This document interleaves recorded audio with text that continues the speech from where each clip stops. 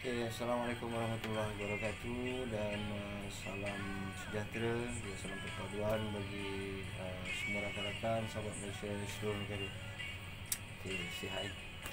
Dah minum kopi, dah makan. Tengok ada yang makan sampai ada yang sakit perut. Cuba-cuba kalau dalam makan pun pilih-pilih makan, bukan saja dalam berkawan. Dalam apa pun kita milih kawan. Bukan maknanya bila kita memilih kawan, kita nak kawan orang kaya je, orang ada nama je. Adakah itu cara kita memilih kawan? Saya rasa ini hak masing-masing. Tetapi kita telah dinasihatkan bahawa memilih kawan itu, kawan seperti mana yang kita bincang sebelum ni, di sisi kedua, berkawan dengan toke minyak wangi, dia punya efek dia memang bila orang luar lalu di tepi kita pun dia boleh tahu wangi betul budak ni kan. Jadi begitu juga kalau suasana tadi dan tempat yang sebaliknya, jadi efek dia begitu juga. Jadi memilih kawan ni bukanlah maknanya orang kaya-kaya ni tak ada hati kan, tak bagus, tak baik. Mereka juga manusia, dan insya-Allah saya yakin mana-mana yang pernah develop daripada susah, mereka dalam keadaan susah itu, sehingga mereka berjaya, dan mereka ni punya nurani yang sangat tinggi sebenarnya. Yang tak punya hati jangan. Yang tak punya hati itu macam awak semua baik-baik. Kalau boleh, yang tak punya hati, dia punya hati tu pun dia punya maksud dia pun, definisi dia pun luas kan. Janganlah sampai kita tak punya hati, tak punya perasaan kan. Dia melakukan kekejaman, melakukan pengkhianatan, melakukan kezaliman, sehingga sampai satu tahap, kalau katakan memang tak betul lah dengan contoh kita berlaku zalim kepada anak yatim dan sebagainya. Maknanya kalau kita lihat orang susah, kita pun harus sedikit pun terdetik dalam hati kita ada perasaan kan, kita ada simpati pada orang, ada kesian pada orang. Bukan dah susah kita pun ketawa suka pada muka. Jadi bukan kita sebaiknya lah menuding ke arah diri sendiri itu lebih baik daripada kita menuding ke arah orang. Itu pun daripada tempat dia kan? Semua ni daripada tempat dia. Jangan tak tahu lutut. Salah tu tak tahu daripada tempat, memang masalah. Okey, saya yakinlah, saya menyeru kepada sahabat-sahabat saya, rakan-rakan saya, kita jadilah masyarakat yang berhemah, beradab sopan dan beretika, dan kita ini memperjuang dan mempertahankan keharmonian dan kedamaian negara. Itu sangat penting kan? Setiap daripada kita, bangsa Malaysia ni berhak untuk bersuara, dan kita kena faham, dan kita sebenarnya tahu yang membimbangkan kita, sejarah-sejarah telah hilang daripada. Nak cari dia peta dah susah. Kalau kita cari bergantung pada Ustaz Google, tak keluar-keluar yang lama, yang keluar yang baru punya Wikipedia kan. Jadi jangan, kita perbaiki kelemahan kita. Yang paling penting bagaimana untuk perbaiki ini bermula daripada akar undi. Akar undi itulah daripada diri kita sendiri. Kalau kita orang positif, insya-Allah kalau boleh sesiapa yang berkawan dengan kita pun akan jadi positif. Sebab tu fight between di antara hak dan batil ni sangat penting. Apabila banyaknya perkara yang kurang sihat, maka suasana tu akan jadi begitu. Tapi apabila ada perlawanan, persaingan di antara yang hak itu yang benar, bila setiap masyarakat kita ni orang awam, kita bukan ustaz-ustaz ataupun orang yang hebat-hebat kan. Kita cerita yang asas untuk semua orang awam boleh faham kan, bahawa sebenarnya memang ketaatan kepada pencipta kita itu yang paling utama sekali. Kita pun tak layak untuk kita nak persoalkan ibadat orang lain kan. Bila macam seumpama begini, kalau kita solat berjemaah kan, yang muslim solat berjemaah, jadi kita pun dalam saf, imam dan makmum, kita tak perlu nak judge orang lain, orang sebelah saya punya solat dia punya khusyuk atau tidak. Di setiap kita ni, di depan kita letakkan satu paper, maka diberikan satu pen, maka selepas selesai solat tu, maka kita diberi tanggungjawab untuk setiap kita meletakkan markah masing-masing sampai 100. Tuan-tuan boleh letak lah isi form tu, tuan punya khusyuk dan solat tu berapa markah, berapa poin. Tuan-tuan sendiri yang isi. Ya. Jadi begitulah. Untuk ibadah ni adalah keikhlasan. Macam mana ikhlas kita mencintai generasi kan, sampai muda-muda kan. Kalau cinta monyet dia lain, dia cinta macam ayam pun dia nak taruh juga monyet. Itu kalau berlandaskan cinta haiwan lah kan.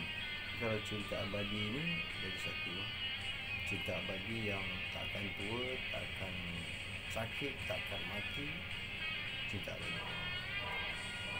Tapi kita perlukan cinta yang nikmat. Cinta tu dalam kehidupan.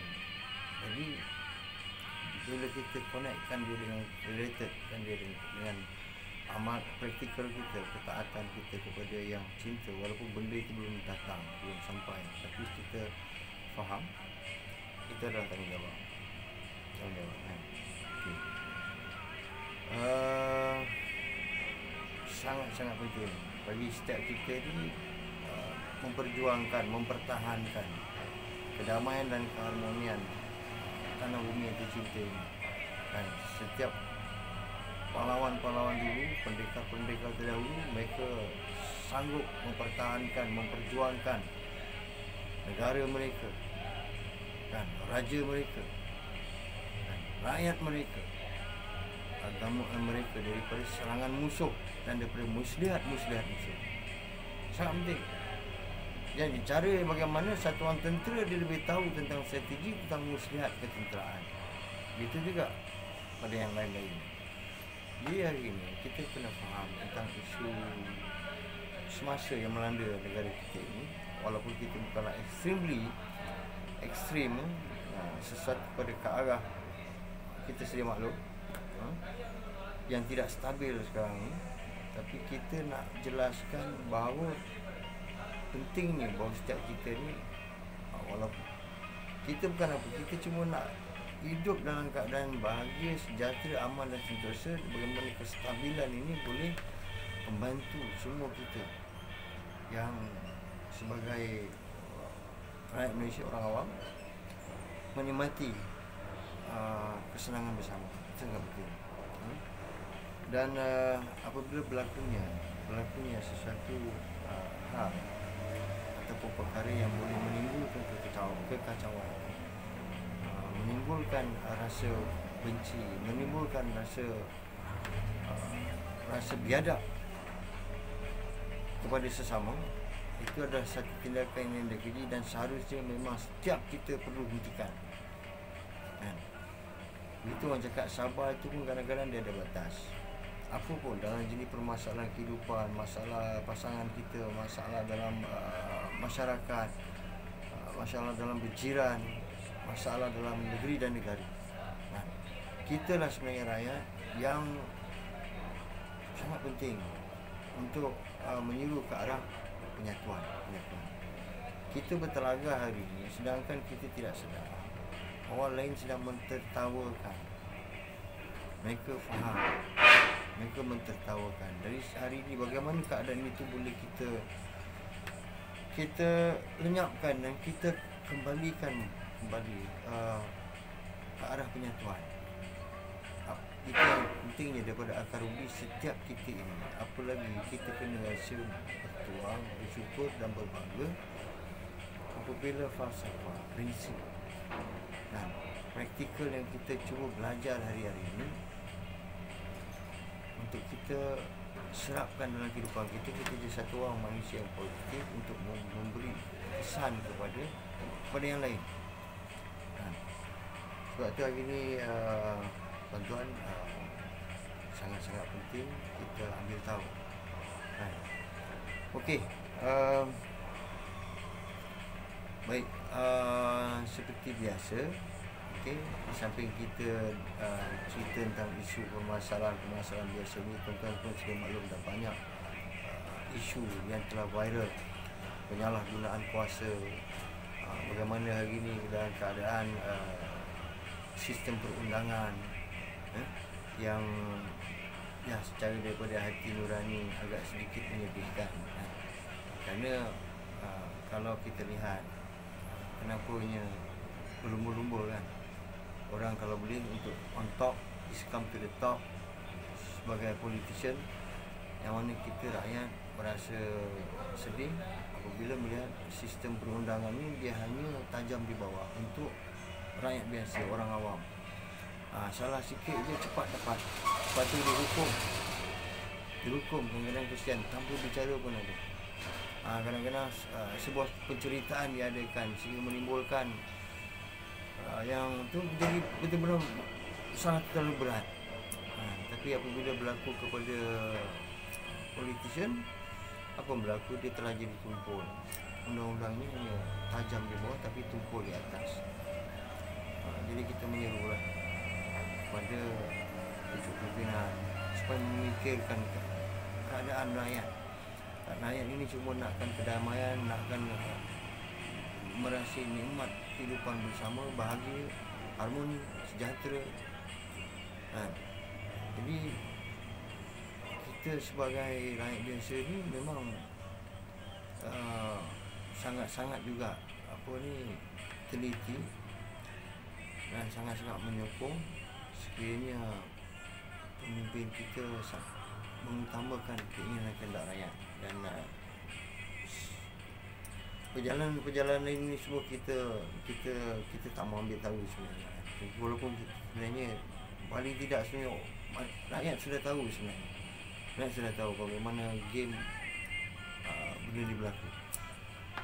Okey, bab tu very sensitif. Saya tahu bab tu very sensitif, sebab tu saya tak nak sentuh sangat ke arah itu. Jadi yang saya sentuh adalah yang umum. Jadi bagaimana perpaduan ini dapat diwujudkan, disemai ini. Dan yang seterusnya nanti kita akan sembang hal-hal biasa saja. Sebab bila isu sensitif ni tak boleh nak diwawarkan hanya. Dan saya tuan-tuan pun maklum. Dan ada kekangan ya. Ada sampat yang kita tak boleh bicara kos umum.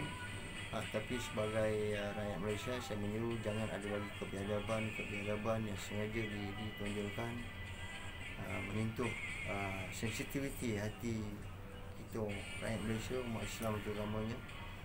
Bukan kata it's the best, among us kita kena sama faham, dan anda semua tahu sebenarnya bahawa kita ni sangat-sangat bertoleransi.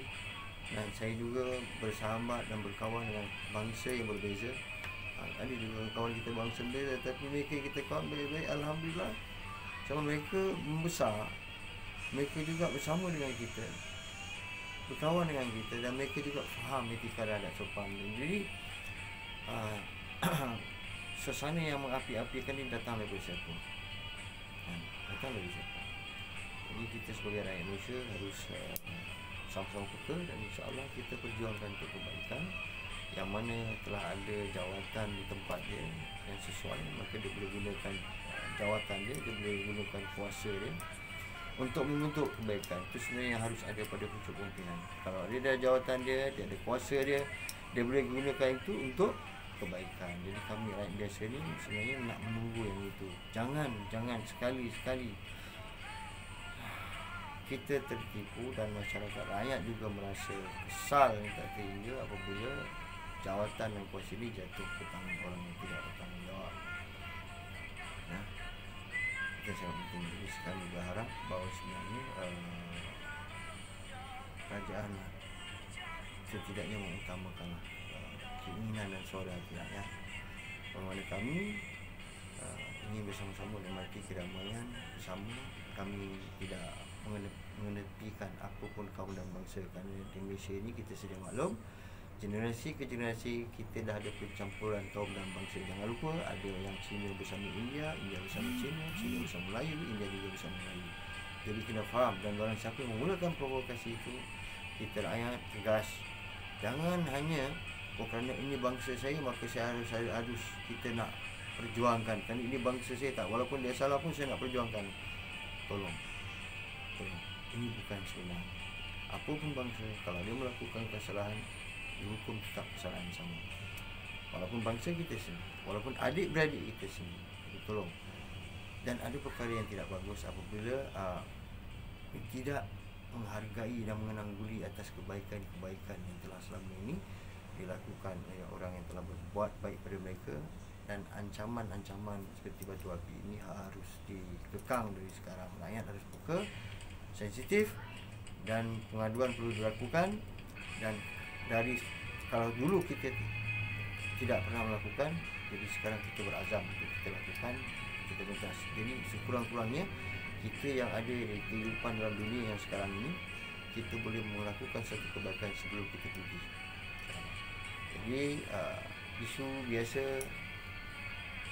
yang kita discuss, kita akan ke next isu.